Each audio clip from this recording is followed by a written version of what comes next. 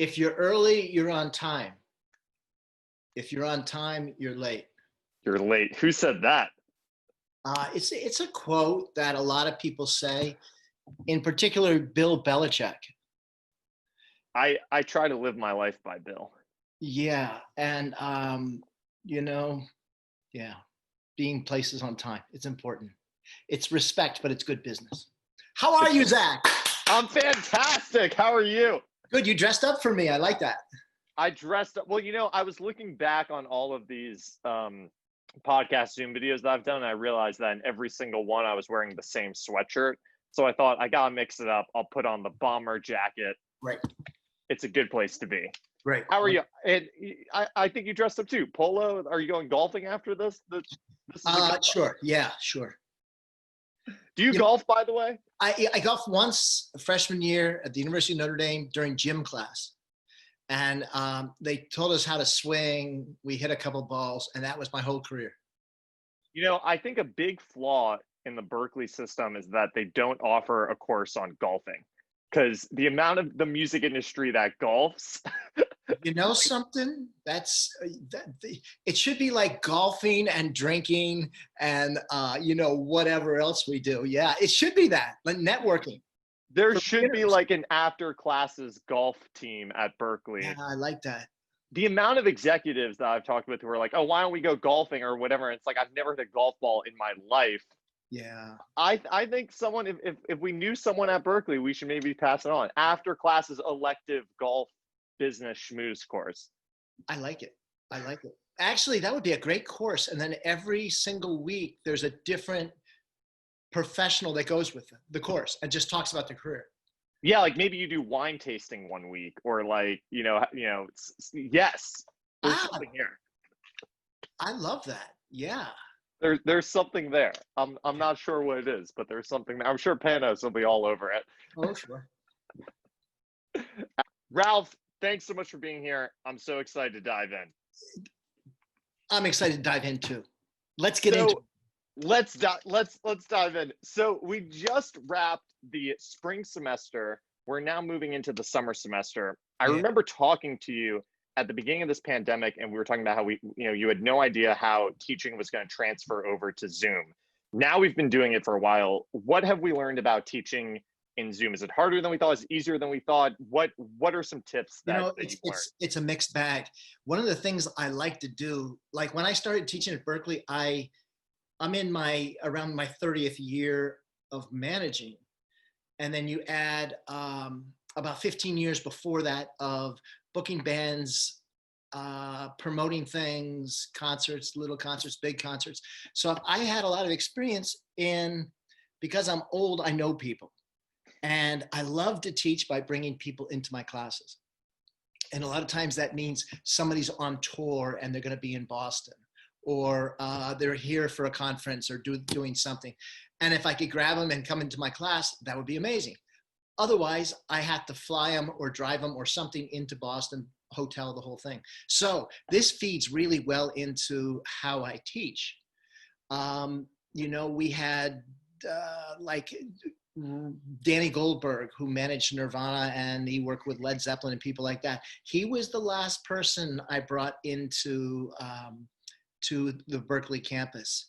And then since then, I could call up people like our collective friend, Stu Burke, who's a road manager for Brandi Carlile and John Legend, et cetera, et cetera. Stu's in Nashville, where you used to be before the pandemic, before you got into your little Pinewood bunker there. And, exactly. I'll be back soon though. Yeah, that's what they all say. But I love this. So I had Stu come in to talk about, I used to manage Stu's band in Boston. And it was called Avery, and they were an amazing band. So Stu and I go way, way back, and we're good friends. And I've been following his career. And his career and who he is as a man is like, I want my students to hear that, because he's a good guy. He's a sweet guy. He's an honest guy. He's hardworking. And his career path is amazing. So I had Stu in. And then the next class, Stu sent me all these contracts and expense sheets for some of his acts. And the act's names, it's always blocked out, but you get to see all the expenses and then all that Totally. stuff. So I'm looking at these and I said, you know, I sent them to my students after Stu was on Zoom with the class. And I said, take a look at these. And if you have any questions, next week we'll follow up with this. So I had questions. I didn't know what some of this stuff was. And it didn't seem to make sense. Like Madison Square Garden, a sold out show where the artist is losing money. And like, I had all these questions. So I said, Stu, we're going over these in class. Are you around for like 15 minutes or so to go through some questions? And he goes, sure, I would love to. Stu went to Berklee and he's a buddy of mine. So he was there for about an hour and a half going through the contracts, talking about strategy, saying, yes, you sell out Madison Square Garden, you could lose money. You could use a lot of money. And explain why people do that. So I love the access I have to some experts in the music business through Zoom. So that really feeds into my teaching style. I don't teach out of books, you know. I manage artists and run a little record label, and then I go into Berklee and I teach what I do. And like Berklee, Totally. like out of my experience of knowledge, if it's a pie chart, I know a little sliver, and I'm an expert. I'm the world's expert at my career in what I know. And they pay me to teach out of my little slice. And I love it. I love it. So I am, it's hard to keep people's attention on a screen. It's hard when you have 20 people and, you know, when you see somebody and I'm talking about something and then I end up in saying, and then they died on stage. And then you see 20 people like muted and just, and I go, say something, like, is anybody alive? Is anybody awake? And that's kind of hard. You know, don't get automatic feedback. And when there's 20 people, when somebody goes like this, it's like, it takes over the whole screen. And I go, oh my God, how do you get the attention? It's a little hard that way, but there's enough good stuff that keeps me into it. Now, it brings up a good point that sometimes, you know, you can have like, you know, 9 fans who love you on stage as a performer, and then there's the one guy who's criticizing you, and that voice gets amplified, even though you have 9 people who love you. Similarly, when you're teaching, you know, you might have 9 people engaged, and you've got, you know, one person who's yawning off in the corner. Yeah. Do you feel as a teacher, is it your responsibility to engage someone who's not engaged, or is it engage if you have, you know, 9 of those kids, is it teaching to them? Zach, what's your take on that? I'm going to answer that in a different way, because when I was a high school kid, I used to play in a trio called Connie, Patty, and Ralph, and we played at church and little coffee houses that I would sponsor and promote and all that stuff. And so I know a little bit about being on stage, but just a little. But I've been around artists that are on stage all the time. When I started teaching, I go, my God, this is, I had to get people's attention. I had to get my point across. I had to entertain. And, you know, I remember like my first class, I said, oh, I got this down. And I was talking about my career and how I got my start. And I lined up all my stories and I was prepared and I was giving it all. And there was a student in the back of the room and he had this monster can of Red Bull. And he had it in his hands and his head was back, his mouth was open, and he was sound asleep. And I'm going like, I'm giving my all. I'm telling all the stories. You know, you heard about Prince and Springsteen and Mother Teresa and all this stuff, and it did nothing. So yes, I think my job as a teacher is a lot like an entertainer, where I really want to get things across.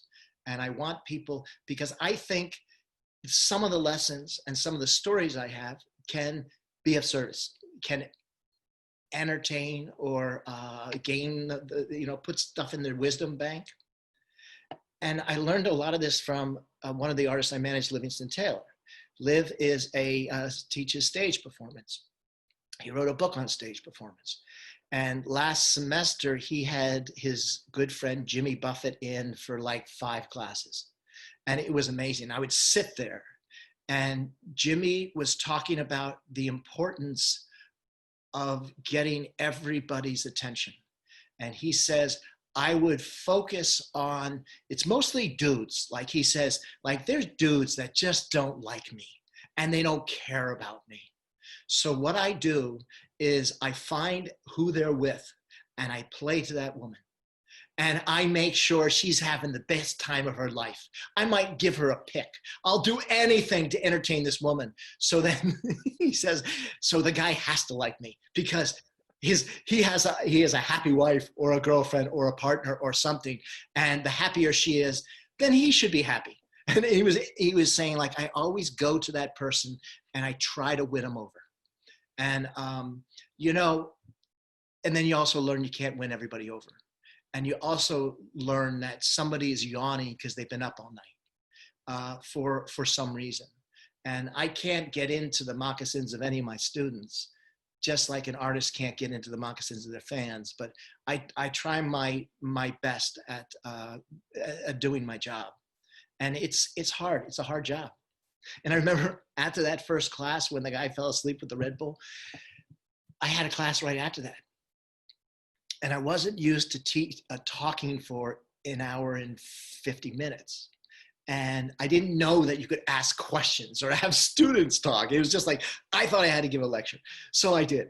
And after that amount of time, I was hoarse. I was losing my voice. And I was worried because I had a 15-minute break and then I had to get to another class. And people were asking me questions as I was going to the other class. And I go, I'm sorry, I can't, I have another show. And I go, oh my God, I just said show. And I make that mistake. I feel like what I do as a teacher is a lot like an entertainer. And sometimes it's a class, sometimes it's a show, sometimes it's a nightmare, but it's all good, you know. You were my student. And I was, and it was great. But it was great because you and your classmates brought energy in, and you're amazing. It was an amazing. Your class was an amazing class. It's one of my favorites. It really was. It actually really stands out in my mind when I look back at all my classes. That music intermediaries class really does stand out as a couple of classes that I always think about. And you also gave me one of my all-time favorite lines in that class, which is when someone's name dropping, you just go, well, you know, Brad Pitt always tells me never to name drop. That's funny because when Cher said it a little bit differently to me. Right. There you go. Now, is that your line? Where'd you get that I don't from? know. I steal everything. Really. Everything I have is stolen. But you know, when you get on with life, you steal a lot of stuff and you just kind of keep it going. You keep it into the ether, right? The good artists steal the great art, or the good artists borrow, the great artists steal. That's what it is. Something like that. But the idea is to be of service. You know, I do have some experience and I do have some friends in the business, and all I want to do is share things. And that's a good way. You know, the last podcast you did was a young manager, and you interviewed him and he was in his car. The cadence of his voice, his energy, his enthusiasm, that was me. That was me. I was a young guy. My tail was wagging. I didn't know what the hell I was talking about, but I was an expert at everything. And I was so passionate about things. I still have some of that in me, but it's a little bit different. And now I want to manage, and I want to be a great manager, but I also want to serve. And teaching students is a great way to do that. Absolutely. Okay, so let's go back. So your origin story of entering the music business is really one of my favorite origin stories because it's so pure. You saw an artist and you thought, I really like this artist. I think everyone else should like this artist. I want to help this artist be heard. That was sort of the fundamental thought process. You meet your first artist, Ellis Paul, at a church, and you go, I think I can help this guy. You're selling real estate at the time. How do you go from real estate to becoming an artist manager? Yeah, you know, it even goes back a little bit farther, if I may. Please. To 1976, when I was living in my hometown of Allentown, Pennsylvania. And a little bit before that, there was a Deep Purple concert, and it was a big outdoor show, and there's a riot, you know, because there was riots all the time. It seemed. So there was a riot, and the police and the mayor said there'll be no more concerts in Allentown. And then a couple of years later, they said, okay, we'll do concerts in Allentown, but they're going to be presented by the co-promoted by the Allentown Council of Youth.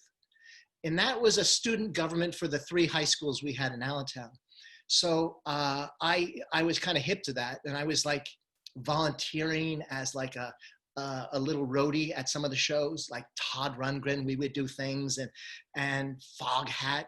And then when I was a junior in high school, I got elected to the Council of Youth, and I was the vice chairman or president. And then senior year, I was the president of this group.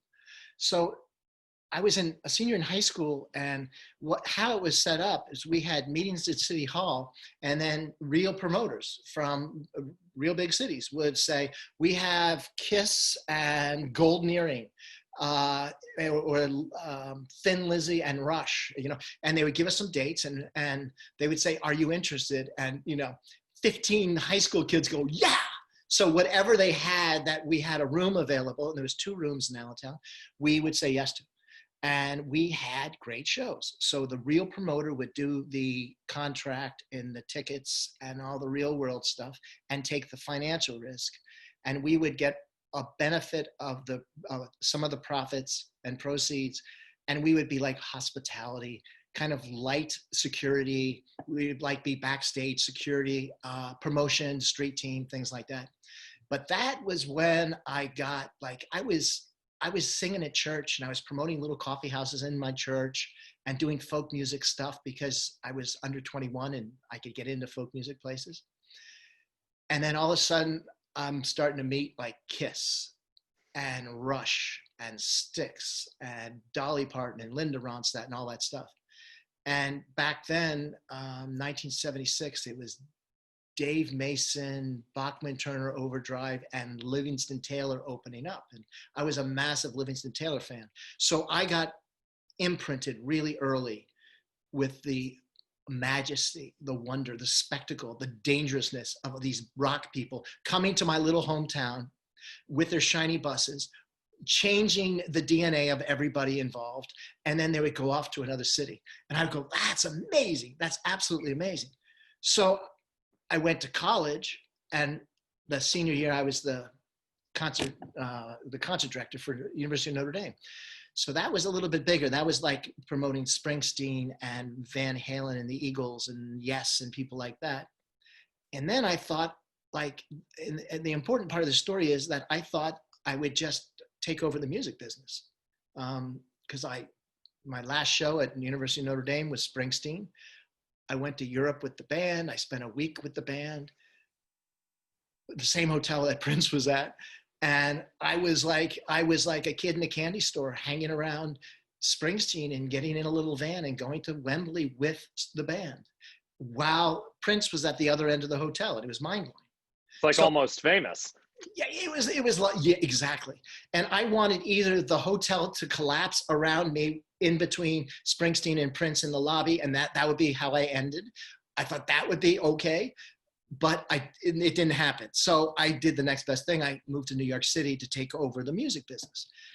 And this is pre-internet, where there wasn't directories of who does what and how to contact people. So I was like cold calling everybody, and it just didn't work out that way. I ended up getting a job selling Wrangler jeans, and that was fine because they paid me a salary. I worked in the Empire State Building, and and the whole business was all it seemed like it was all Jewish people in my office. And being from Catholic schools all my life, I loved the Jews. They were like the Italians, right? And I'm Italian. So they say, Ralph, you got to go in and tell them you're the only goyim in the shmata business. And I say, what does that mean? They go, forget about it. Memorize that and go in there and smile. So, and say your name is Wrangler Ralph. So it was wonderful. And I got to do a little bit of growing up. And then okay, wait. So hold on. So I just want to go back for a second. So you're promoting shows with literally, some of the most iconic acts of all time. Did they feel iconic at the time? Did they now, like Springsteen, Van Halen, there is such a lore over those acts. Did they have those at the time? Did you think? I was out of my mind happy. You know, I was able to have dinner with Rush, and it was like Rush and Styx and Mata Hoople and you know, Kiss and all these bands in the 70s and early 80s that I loved it. And it was like, to this day, I still feel amazed when I see somebody that's an amazing artist. And when that stops, I'm gonna start a hedge fund or be an orthodontist or do something. But I still love it. I'm 60 years old. I still love music and I love musicians. And having that in my life has been such a blessing, really, really amazing. So I haven't lost that. And I think that's really important. This business, any business, this life, any life can beat the heck out of you. So music is a real special part of my life.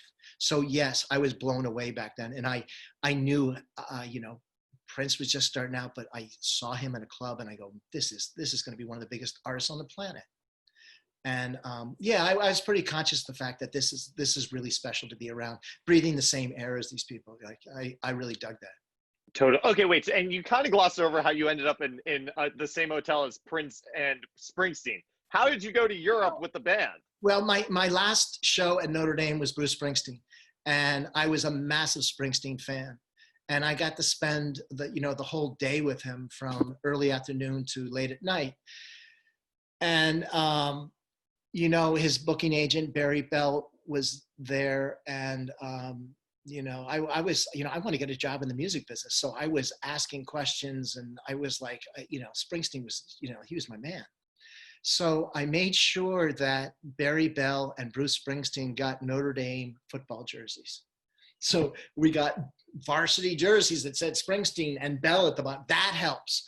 And it just was amazing. And I was going to London at the graduation, and so was the tour. So ends up, I was on the flight with Barry Bell. He invited me to hang out with the band to see the shows. And it just, right place at the right time, knowing people, being lucky. But it gave me, when I go to a Springsteen show, let's say, my intention is that show is going to change my life. Like I'm not there for entertainment. I want it to change my life. And my experience with some of these artists, especially Springsteen, it was it was really, really profound. What it's done to me, because I always knew the power of music, but when you're on the side of the stage of a Bruce Springsteen show, and he's next to you and he has to walk up 3 steps to get on stage, and all that energy is coming down and people are saying Bruce, and the guy next to you is, for me, one of the most powerful, popular, amazing people on the planet. And I was just like, this is power. This is real power. So to this day, I'm in the music business because for me, it's the most powerful force on the planet. I don't know of anything more powerful than music. And it's a responsibility as a manager and a college teacher that has to come out. It's not just a job. It's not just a career. It's not just a way to make yourself famous or get money. It is, you're dealing with real power. And so I've been imprinted early about that, Now, it begs the question, did you get the chance to see him on Broadway or did you see the Netflix special? Yeah, I saw the Netflix special. The Broadway thing,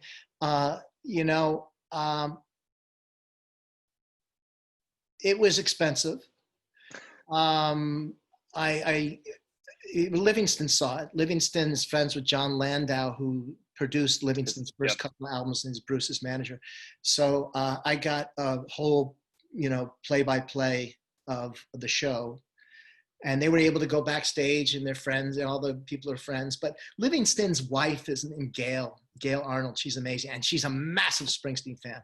So Livingston will tell me, what went right, what went wrong, and then Gail would say, "Oh my God, it was amazing." So I go to Gail for reviews. But I listen. Springsteen doesn't have to, I don't have to do anything else with Springsteen in my life, in my engagement with his work and his career, for him to be like really, really important in my life. Absolutely. Okay, so you get this job at Wrangler, which is, not how most that's not the classic music industry jumpstart story. Ooh. What happens to Wrangler? How does that project the rest of your right. career? So I was the only goyim in the schmutta business. I did that for a while. They moved me up to Boston.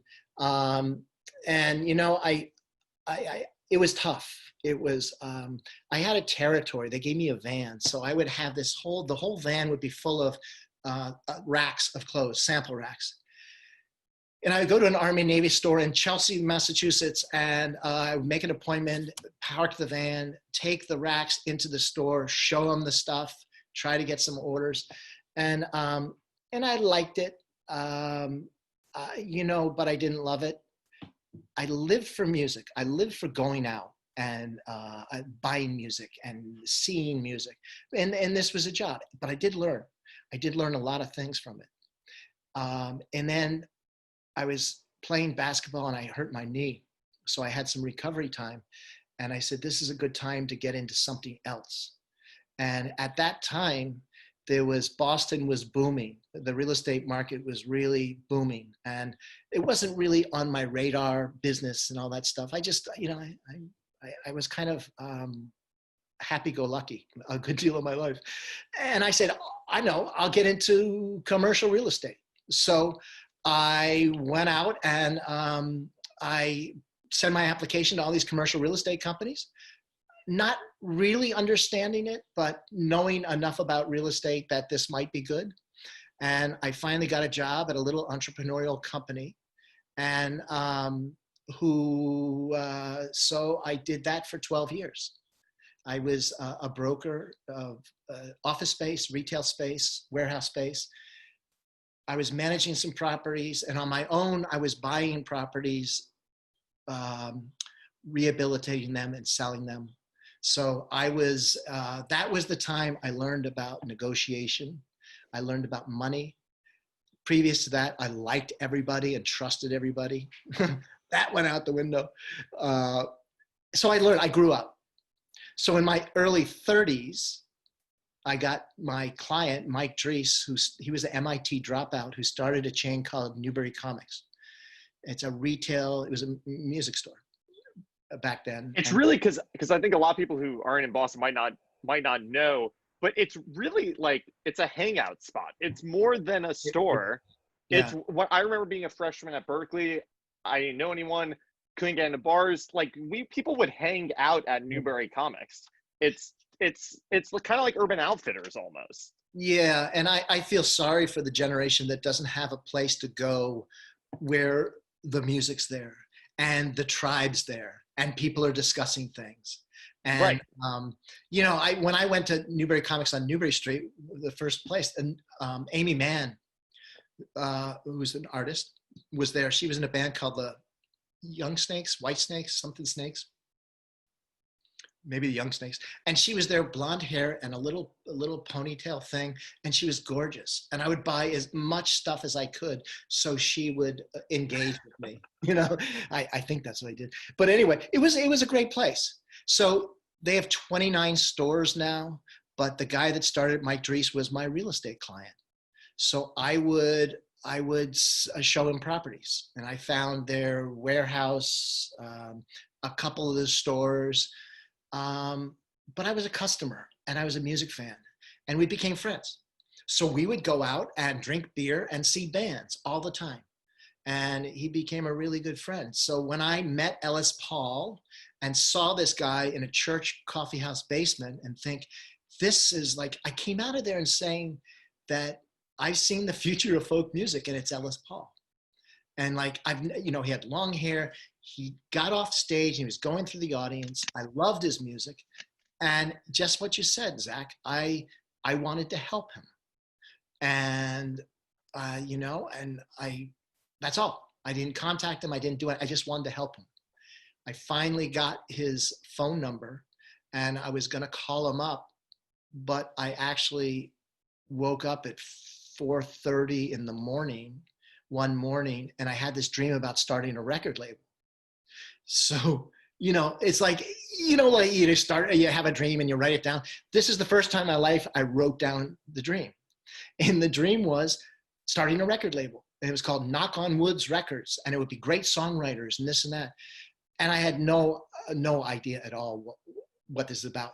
But I do know that I put that little pad next to my bed and on a lot of big pile of books. And that day I was showing Mike Dreese from Newbury Comics some retail spaces. And I said, Mike, I had a dream about starting a label last night. And I want to do it with this guy, Ellis Paul. And Mike says, Ellis Paul, okay, play me the music. So I got the cassette. Remember cassettes? Maybe not. I put the cassette in my car. I played some music, and Ellis, and Mike said, "Yeah, he's good. I'll be your partner."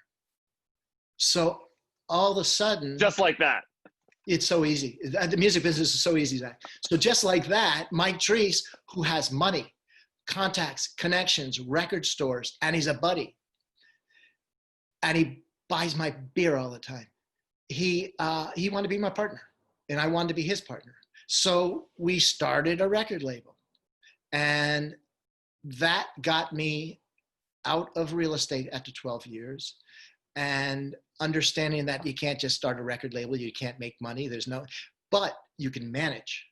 And Ellis needed a manager. And I didn't know what a manager did. So I had to do a couple things. And this is pre-internet. I went to a Tower Records and I bought the Passman book, and I tried to read about the music business. And it was so boring and I didn't understand it. So I went to the Boston Public Library and I looked up record label or management, and they had nothing. So I had to, and Mike Dreese came up with a contract. He wrote it down. He says 50-50. Ellis puts in 12,000. We put in 12,000. We share everything 50%. Ellis owns it, and all that kind of stuff. And Mike was smart, so he did this contract. I was working my way out of commercial real estate because I was anxious to get out. Were you like, get me out of here, or were you actually enjoying it? Or I was enjoying it, and I learned a lot. But music was my passion. So, and around this time, I won a church raffle for $1,000 too. Like I bought a raffle ticket from which $1,000 in those days was like $1 million. It was like I won $1 million raffle ticket from a charity at a church, and I got that check from St. Basil's in Methuen, Massachusetts, Ralph Jaccodine, $1,000, and I went to the Bank of Boston at the time, which is now Bank of America. I deposited it, and I called it Blackwolf Records. And that was a name that my partners were coming up with. And, you can't check if there's any Blackwolf Records. So I just started put $1,000 in. So Zak God was my first investor.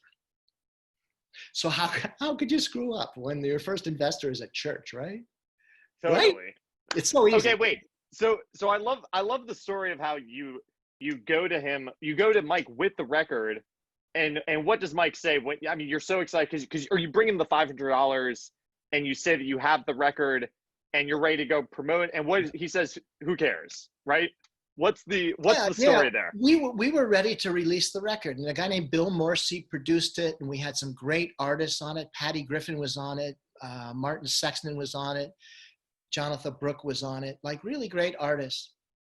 And I was really excited, not knowing anything about the business really. And then I was going to, and cell phones just came out. I was going to a meeting at Newbury Comics and to like, okay, we're ready to release this thing. And Ellis calls me from Los Angeles and he said, guess what? I won the Acoustic Underground competition. And it was a big national thing back then. It was at the Troubadour, and he won the grand prize of $500. And Ellis was going to donate that money to the cause, so we could market and promote it, a little bit more money. And I was so excited. So I sat down with Mike and I said, hey, guess what? Ellis won the Acoustic Underground competition last night. And I was waiting for the trumpets, and I was waiting for, oh my God, Ralph, you're the best. He's the best. Let's go. And he says, okay. And I kept on saying how important this competition is. And he goes, yeah, okay. And then I would say, then the $500 he's donating to us so we could, for the marketing fund. And then Mike looked up at me and he says, Ralph, no one cares about Ellis Paul. And I was in my low 30s. I just got married and my son was on the way, who's now 24 years old. And when Mike said that, it was like I got hit in the gut. And all of a sudden I felt really sick. And I felt that my partner, I'm making all these big radical moves with my life and my career. And I got married during this time and I'm having a kid during this time. And my partner says, the person I got into the music business for, Ellis Paul, that nobody cares. I did not want to hear that. So nonetheless, that meeting didn't last too long. And I had to go home.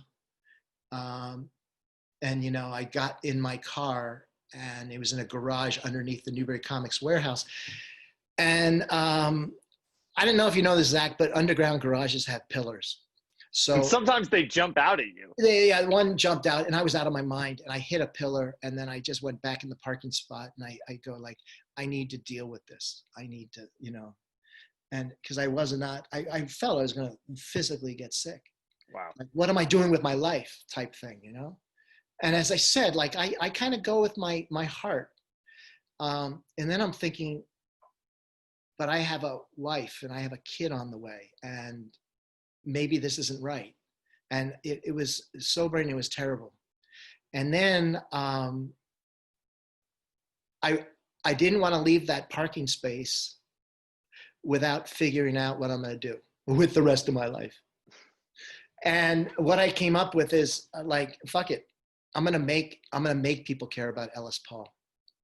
I'm gonna partner with this guy, and we're gonna make sure that people care about his music. And that's how I learned first what a manager does. Whatever it takes to make people care about somebody's art, there's somebody's music. Because we don't need any more songs. We don't need another guy with a guitar.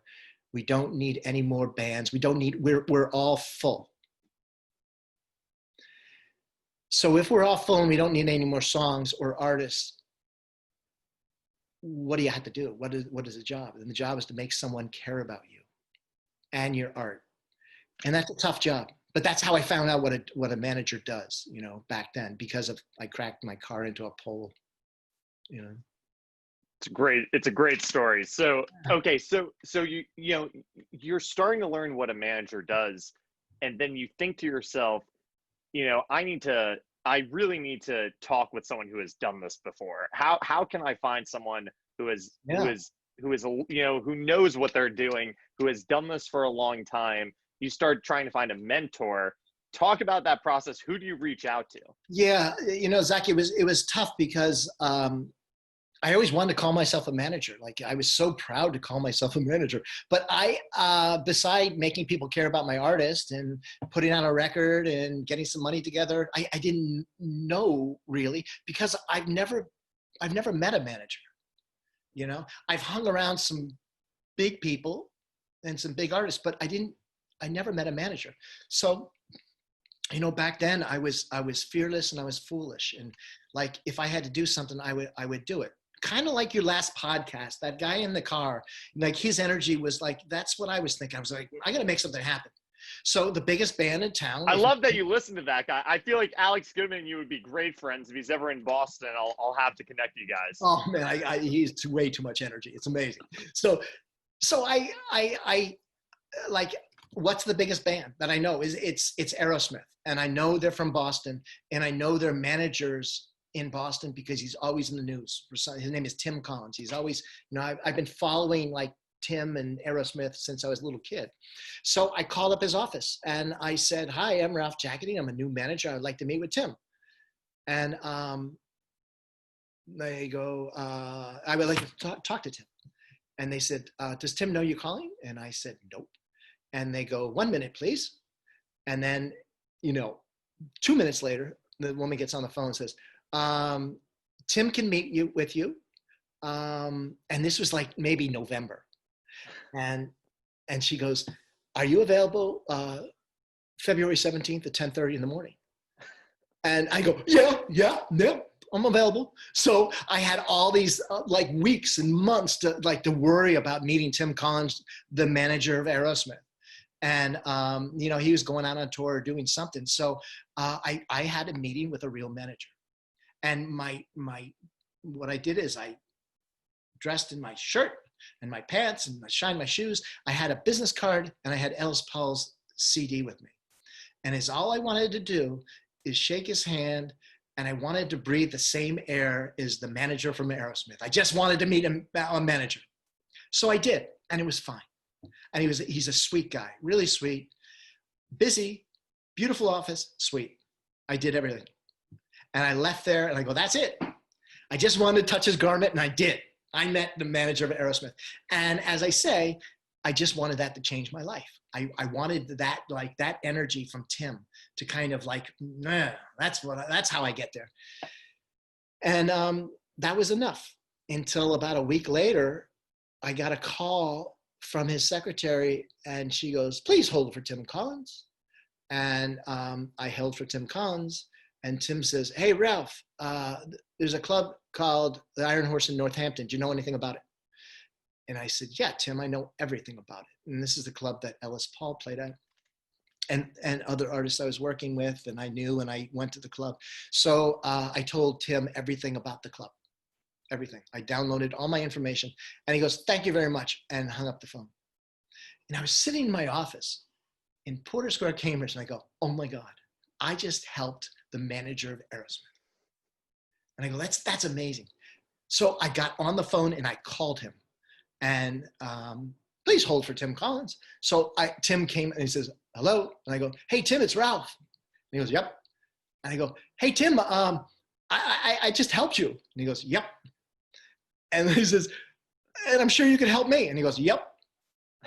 And then like, it's like almost like a bad date. And then I said, hey, Tim, what if we get a whole bunch of managers together and we help each other out? And he goes, I'd love to. Let's have lunch tomorrow. And that was 26, 27 years ago.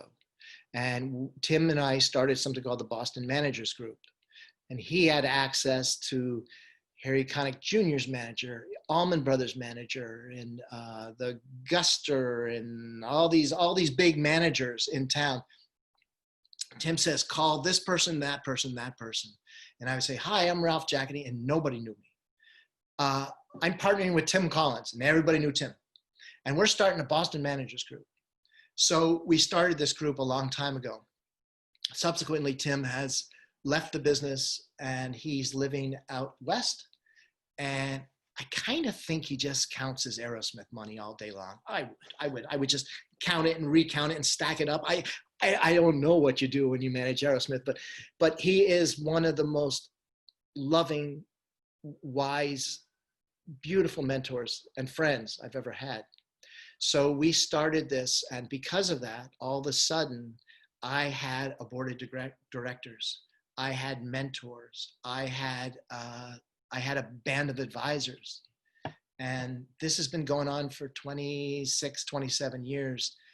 And now my email list is about 150 people. So there's a lot of players. And it's not just managers, it's booking agents and some musicians and publishers and things like that. But it's really an amazing thing, and it really served me well. Again, I kind of happened into it because, Mike Dreese was my partner in the label, and everybody knew him, and he had experience. And then Tim Collins was my partner in the Boston Managers Group, and he's an amazing guy. So that is my lesson. And I try to, in a little part, be that way for some of my students and some of my artists, try to help them through my contacts, my connections. So it's all kind of like paying back these people.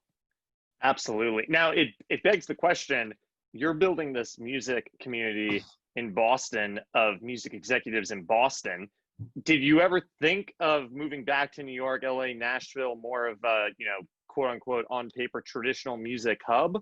Or did you enjoy being in Boston and sort of, being out of, let's say Yeah. LA? I never thought of moving. I love Boston.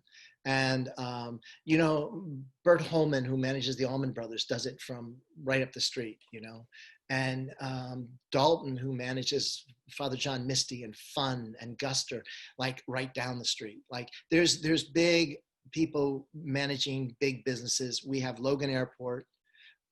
There was a time when I was managing a band called the Push Stars. They were on Capitol Records. So I would go out to Los Angeles quite often. Steve Schnurr, one of your podcast people, was our Absolutely. and so I love that. I enjoyed going away and then coming back. And, I remember Rob Light, who's in CAA, maybe the president of CAA. Yep. Like one of the biggest guys in the business. He was in Boston on a show, and we got him to speak at the Boston Managers Group. And he starts out and he sits down, and there's probably 40 people around, 50 people around a table. And we used to have them at Newbury Comics, their headquarters. And so the meeting's ready to start, and he kind of chuckles and he goes, "My God, I don't know how you guys are pulling this off, but this could never go on in Los Angeles or Nashville or New York. Like everybody's just like at each other's throats. I can't believe how this community has kind of congealed together." And we have special people here in Boston, and I like it up here. Yeah. Absolutely. So now that we're kind of in, a manager has to be present and they have to be in the artist's life.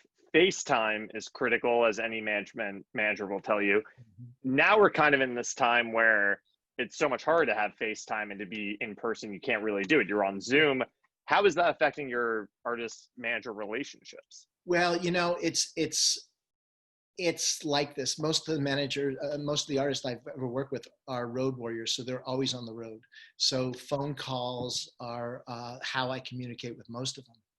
And one of my artists lives in outside of Austin, Texas, and I see her 3 or 4 times. Loebe. Yeah, Rebecca Loebe. I see her 3 or 4 times a year, and most of the work is email or phone. So. But FaceTime's important, so that's why if there's a New York show or a Boston show, I like to go there and spend some FaceTime. But it's important. This is, it's personal management. It's the personal relationship.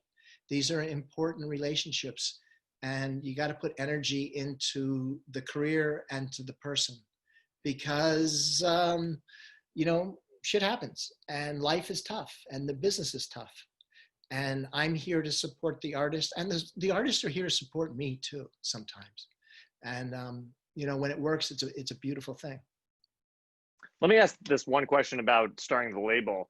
How long did it take for Ellis Paul and Blackwolf Records to start generating revenue and actually become profitable? Probably 6 months. Our first record, we went from Newbury Comics down the street, and there was a station called WBOS, and the program director, Jim Herden, I think, we sat down there, and I think, everybody knew Mike Dreese. So I didn't know if Mike was there or set up the meeting, but we said, "Hi, this is Ellis Paul. I'm Ralph Jaccodine. This is our first album, and we have XYZ on it, and it's independent label, and Mike's our partner." And he started playing it, and we sold probably, over the course of 10 years, maybe 20 or 30,000 copies, and got airplay. And that was a good launch. That got the attention of Rounder Records and put Ellis on the radar. And put me on the radar. But it was like a hometown radio station. That was a commercial station. And we had 2 other stations, ERS and UMB here in Boston, that were playing acoustic music and folk music and singer-songwriters, the independent music. And they loved Ellis Paul. And we got the support of them right from the get-go. So that was a big thing. And, you know, Zach, one of the things about Boston is, don't tell anybody, but it's a college town. And when these college people hear the music on the radio, which Ellis was on the radio a lot back then, they buy the music. They bought the music. They go to the shows. And when Ellis was starting out, he could do 600 to 700, 800 people, fill up a Somerville theater show, which I think is 900 capacity. And that's one guy with a guitar. But we had a lot of support. And then these people, we imprint them when they're in college, and then they go to Arizona and Seattle and Florida and New Mexico. They go scattered, so that all of a sudden Ellis had a career in all these places because they saw him. Totally. And that's really important. That's really important, that once you imprint somebody with your music, they will stay with you. They will stay with you. And if you've ever, at Mansion on the Hill, if you've ever read the book Mansion on the Hill, it spends the first 3 chapters talking about how it starts the story of the music industry in Boston, going back to the folk scene. And you know, it's actually really interesting how Boston is such a key part of the modern music industry at its foundation.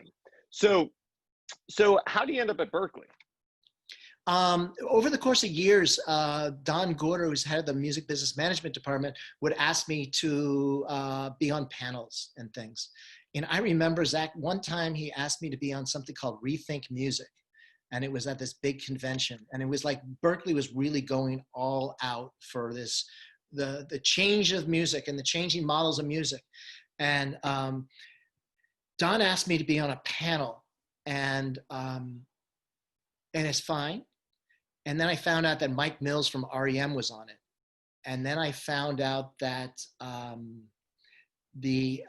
couple big artists and managers would be on it.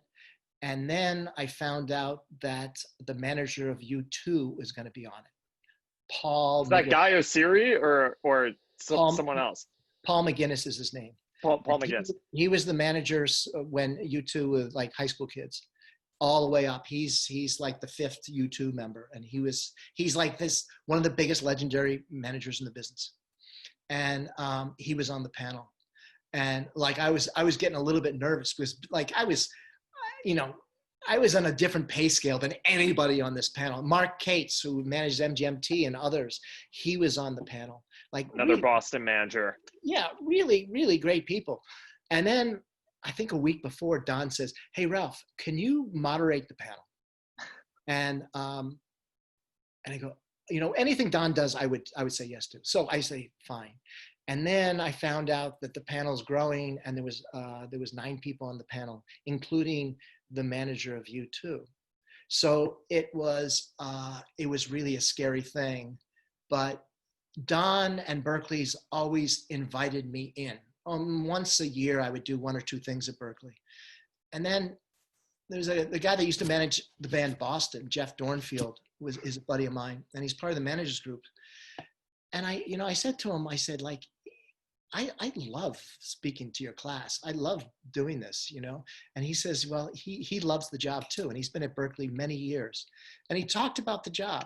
And I go like, and I was teaching religious education for 15 years to high school kids. So if you could do that, I like teaching music business to people, I could do that. So I said, if there's ever an opening, let me know. And then next thing I know, Don Gorder calls me up and he says, would you speak at my class? And it's a class of like 20 people in a circle. And I had to talk about my job and my this and that. And I'm talking about my career, and I look over at Don, he's listening and taking notes, and I go, oh my God, this could be like a job interview. Like he might be testing me out. So I doubled up on the Springsteen stories, and then years later, like not years later, about a year later, he called me up and he says, we have an opening. Would you like to join the faculty? And that was maybe 8 years ago.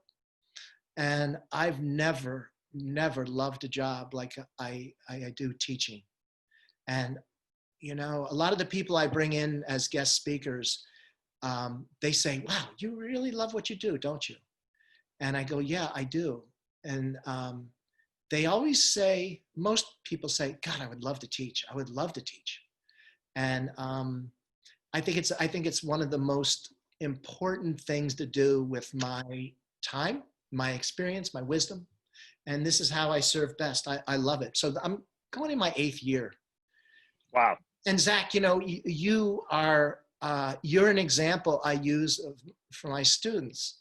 You know, you were a good student, and you were fun, and you were smart, and you've done great things with yourself. And we've been in touch since you graduated.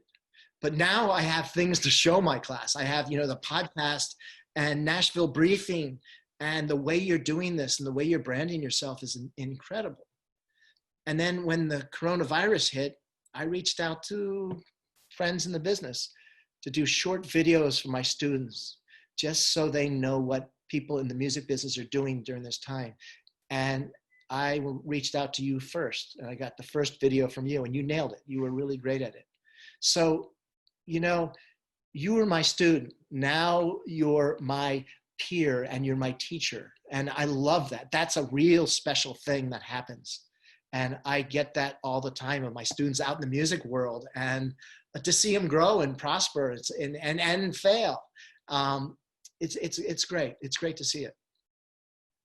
Absolutely. Well, let's wrap up here. You have brilliantly decided to shoot this call in front of a bookshelf. Always a great move. What are you reading right now? Or what are some of your favorite books? You know, what the first thing I taught my kids is a quote: "Today a reader, tomorrow a leader." And whenever I say that, their eyes roll. I've always loved to read. I read. I wake up and I have 3 newspapers: Washington Post, New York Times, and the Boston Globe. So if cover to cover, I read newspapers. I love it. And that was because I was shamed into it by a girlfriend that, you know, was talking about nuclear power or something, and Ronald Reagan. And I had no idea what I was doing or saying. And I said some kind of like some garbage about nuclear power. And she goes, "You don't even know what you're talking about." And I go, "I don't." "Read the newspaper, please."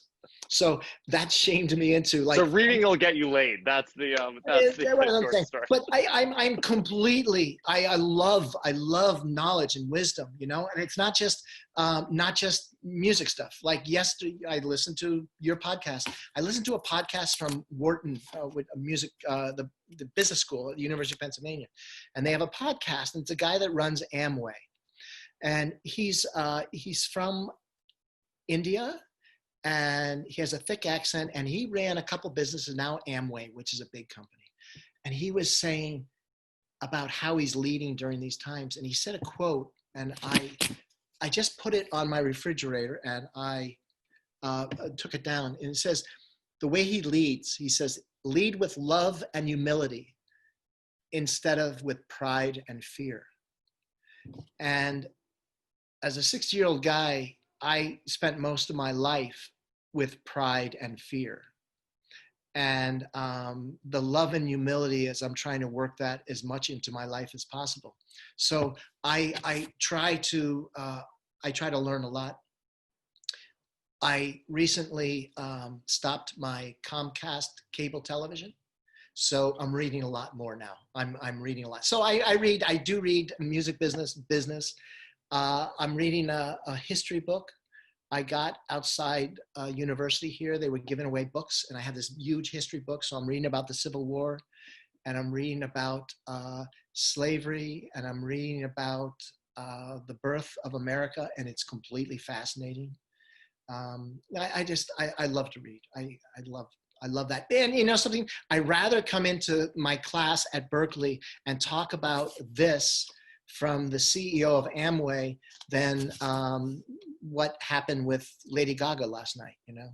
Because I think Totally. I think we should know what's going on in our world. What do you try to get across, you know, big picture to your students? Because traditionally, you know, the music business is a business that runs on, you know, none of the legends went to music school. It didn't exist. Yeah. Now it's a luxury to have. Yeah. And you didn't go to music school. What do you think is what do you try to get across to your students in your classes? I have a degree in economics, and I have mentors that used to say to me, if you want to understand a business, if you want to understand anything, watch how the money flows. So at Notre Dame, they were talking about like the economics of nonprofits. If you want to bring fresh water to Africa, a place in Africa, you got to figure out the money and how to attract money and investors to bring the fresh water in. So that was, I want my students to know about how the money flows, because money is just an energy, right? But you have to attract it and you have to create it. You have to create something that attracts money. So I like to talk about that, like the real life business thing, and not to scare them, but that it's part of it. And why you need the money and why you have to know where it flows. Because as I said in the beginning of this podcast, like music is, for me, the most powerful force on the earth. And you could do amazing things with the power of music. So I try to create the whole bit about the money and the finances and how the money flows and how to attract the money and the power of music and what you're going to do. And ultimately, what I want me to do and my students to do is to serve. You know, you got to serve something. You got to serve somebody. And I talk about, you know, I'll go in and talk about Beyonce and the gross of her last tour. And why does she make that much money? Because she serves. Who is she serving? Who is she inspiring? Who is she entertaining? And I make that connection about service and some of the biggest artists and how they've had careers by these lessons. And these are kind of basic fundamental lessons. Absolutely. Well, Ralph, this has been such a thrill. It's such a pleasure. I mean, I always feel like when people ask me, you know, did you like Berklee? Did you enjoy your time at Berklee? I try to say two things. The first thing is, I think everyone always talks about, you know, building the story of an artist. If you're a manager, you have to build your artist's story to get them to wherever they want to be. And I feel like I don't think people talk about building the story of an executive or a business leader or whatever that is. And to me, Berklee is such a foundational story building block in my corner that as I'm building my own things right now, it's very much like, you know, well, I've got this foundation. I spent 4 years at Berklee and committed to that, and it looks good on paper, right? But even more so than that, it's, you know, going through things, going through, you know, ideas and, you know, struggles and whatever it is, and knowing that I've got this, you know, foundation of Berklee professors and people that I can call up and will help me in a non-judgmental way and in a very non-biased way. And they don't have the same skin in my game as, you know, my friend next door in Nashville does. Knowing that I can have these people to call and reach out to and ask advice from is huge. And I've called you on many occasions and you've always been there to pick up the phone. So always appreciated. And thank you. But you understand that it's two ways. I can't believe how much I learned from my students. And, you know, I got to be honest with you, that Nashville briefing, I learned so much from that. And then I go into Berklee and I talk about like something that just happened that I read or I listened to that came from you that I could teach my students. And they think I know everything. But it's really amazing. I learned so much from my students when they're students and then past graduation. So it's a beautiful kind of flow back and forth. And I'm proud of you. Absolutely. I'm really proud. I'm proud of you, Ralph. Mm-hmm. Absolutely. Well, thank you so much again. Can't wait till we get together in person. I hope to be in Boston as soon. I've yet to be in Boston since I graduated 2 years ago. So as soon as I can get back, I'm hoping to come back there and we'll have to grab Pavement. Pavement still exists. Yeah, but Zach, I got to be honest with you. I moved to LA. I can't stand Boston anymore. Yeah, LA. That's what I'm saying. Flash his computer around. LA's behind him. Hollywood sign right here.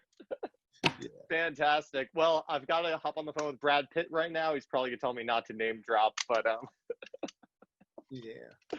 Sure. Absolutely. Love you, Cher. Love you, Cher. I'm sorry.